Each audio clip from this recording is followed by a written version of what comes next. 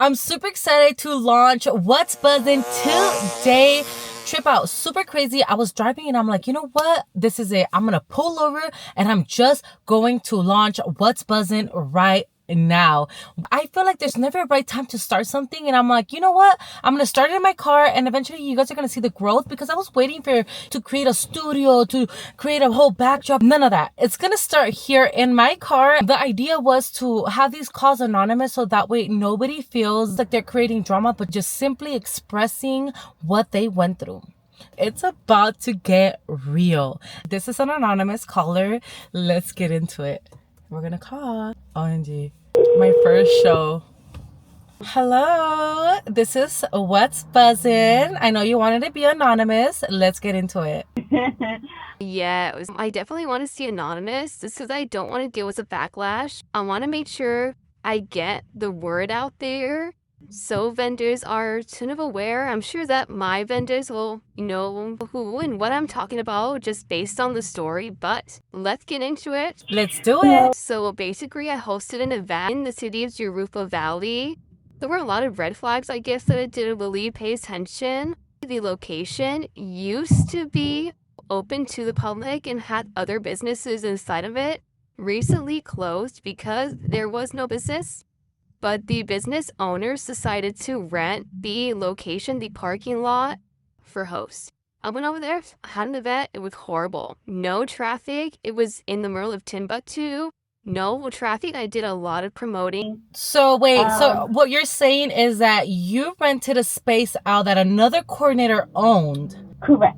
And did she host it at that location as well? Or was it her first time? Is this a new business she's doing? Or is this... No, so they did a brick and mortar and they had other businesses inside. And then eventually they hosted a bunch of markets, but I guess it just didn't work out.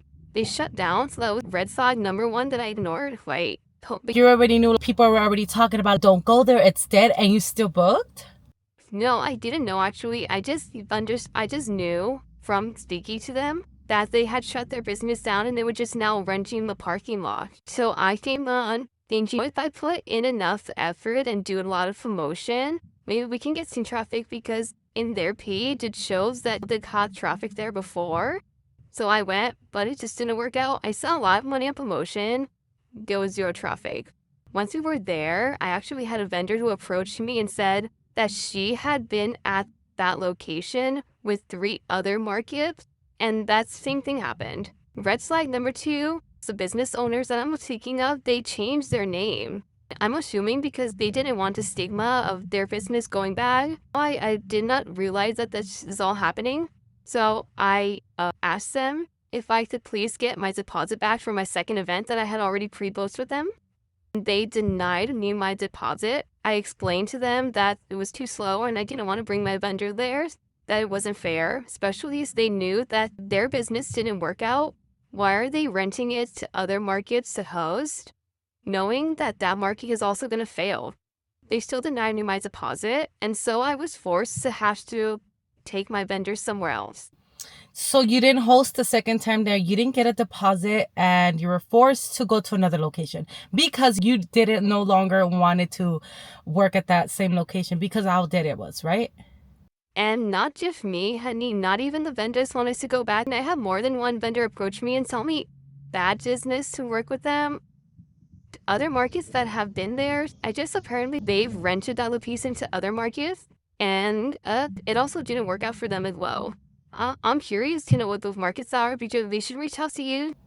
Ooh, who are these markets? And if you're watching this, connect with me. Come on, people, you know who it is. Okay, and again, we're not creating this new show to expose anybody, but just to bring awareness. And it doesn't have to be about bad things. It can be about anything. So thank you so much for sharing that.